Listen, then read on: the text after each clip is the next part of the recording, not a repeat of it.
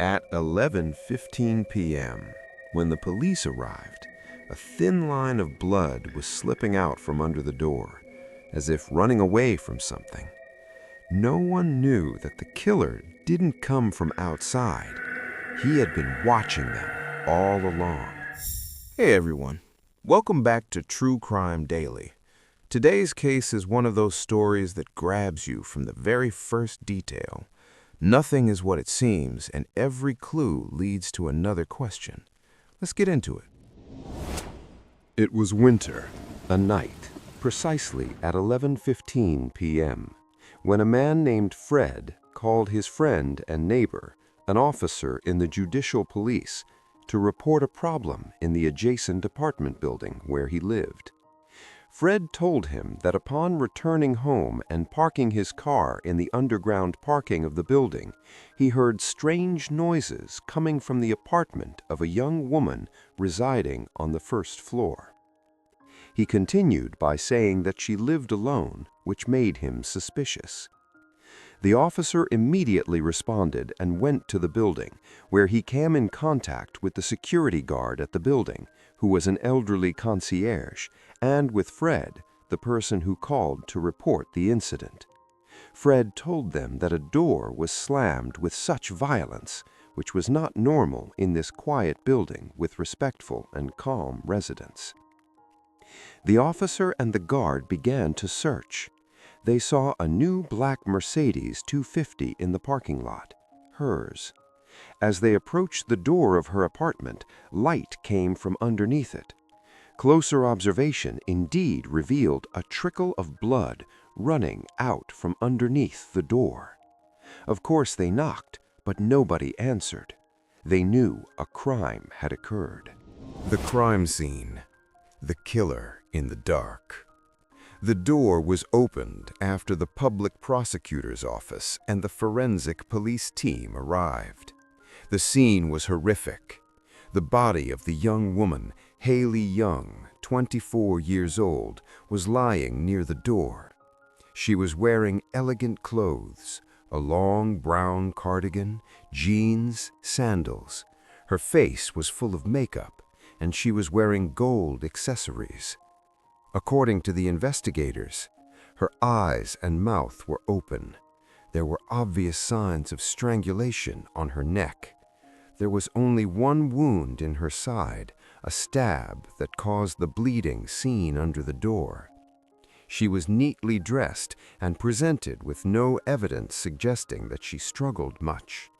Her handbag was there, and it contained cash and jewels. No traces of theft were discovered. Money and jewelry, even her old Nokia phone, which was turned off and lying there, were all in place inside her orderly bedroom. The experts found scratches on the door, indicating it had been previously opened in a non-conventional way, using a thin plastic strip inserted between the door and its frame to unlock it, a method known to some criminals.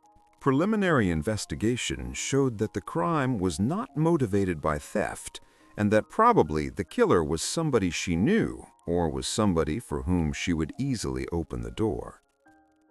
Investigation, searching for motives and personalities. The investigators started analyzing the surroundings of the victim, the building and its residents. All building residents, in total 10 families, were interviewed.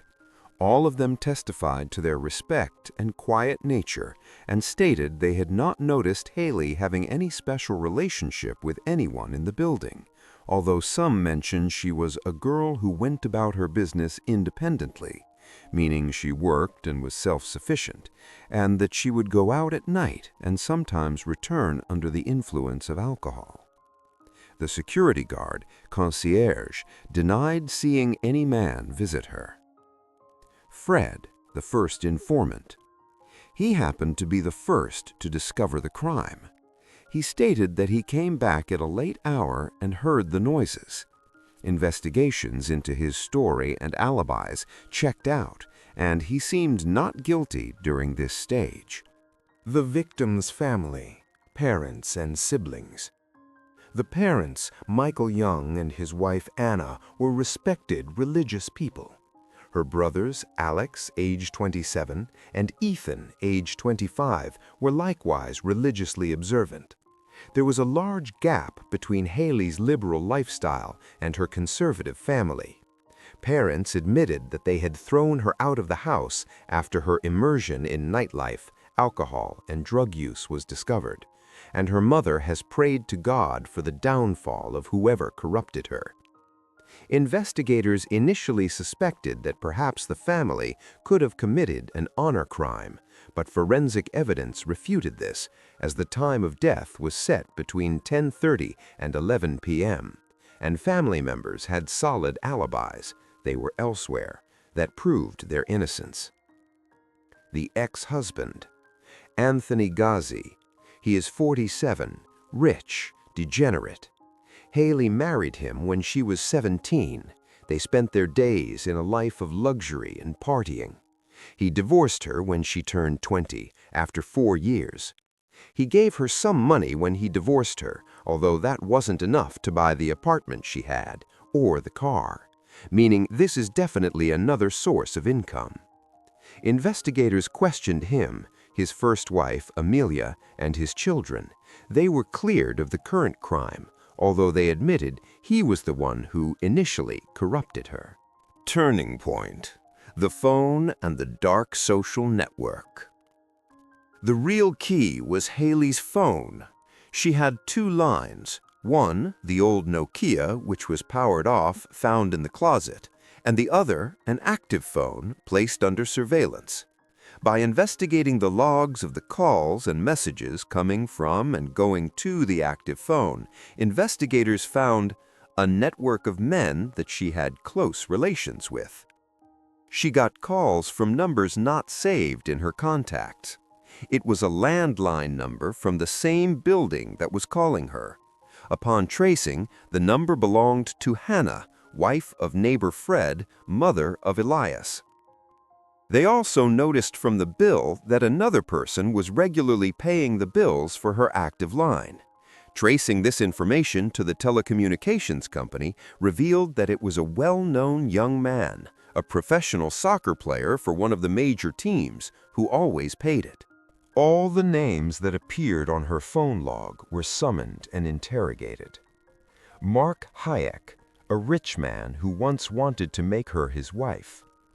Noah Foster, a trader who was bankrupt at the time. J.D., owner of a car repair and painting center. Known attorney. Adrian Adel, soccer player transfer agent. Lastly, the professional player who was taking care of her cell phone bills. All of these men admitted having known Hailey, whom they referred to as a gold digger, in the sense that she financially leached off them because she had sold them her company.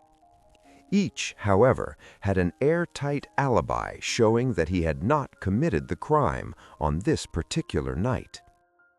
Unmasking the truth: the killer upstairs neighbor. During repeated interrogations, investigators had to notice discrepancies in the statements of Hannah, Fred's wife. First, she claimed not to know anything about Hailey. Then she was forced to admit the relationship when her number surfaced. She said that she met with her once on the rooftop of the building and gave her her number in case of an emergency. But it was the questioning of her son, Elias Morris, 28, that tipped the scale. Non-salaried youngster living with his parents and suffering from psychological problems, Elias was a fanatic for the soccer team in which the famous player who paid the bills of Hailey used to play. During questioning, Elias confessed to the crime and motive, revealing the joint planning. Motive and instigation. Hannah, the mother, had found out through her husband's phone that Fred himself was having an affair with Hailey. The woman was furious and wanted revenge. She incited her son Elias to kill Hailey, implanting in his head that this girl was the reason for the decline in his favorite player's form and consequently his team's losses. on the grounds that this player spent his time and money with her instead of dedicating more time to his game. The execution. Elias knew Hailey's routine. He followed her on the night of the crime until she returned. Using a method his friends taught him by using a plastic strip to open doors, apartments, he opened her apartment door while she was not inside and waited for her. When she came in, he attacked her from behind, first strangling her and then stabbing her to make sure she was dead.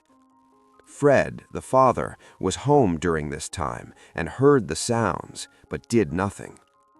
After the murder, Elias simply left, allowing the door to close.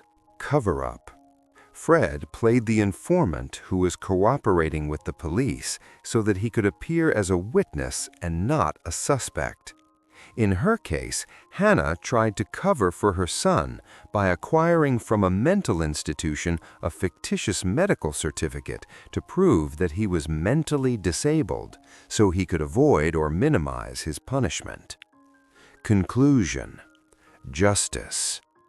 After the confessions and evidence were presented, Elias Morris was sentenced to life imprisonment for premeditated murder and stalking. The mother, Hannah, was jailed for 20 years for complicity in incitement to murder and for failure to report a felony. Fred was sentenced to 10 years in prison for complicity in failing to report the crime and knowing the perpetrator. All other suspects, including the player and the victim's family, were cleared. The moral and warning. Summing up the episode, he gave a moral and warning advice. Always lock your home door with a key. Don't just close it, for those who open it this way, with plastic, are merciless criminals. He also warned people against the exploitation of some individuals who use mental disability documentation to get out of serving justice. That's our story for tonight, Episode 3. Thank you for following along. May you all be safe and at peace. I send my greetings to you all.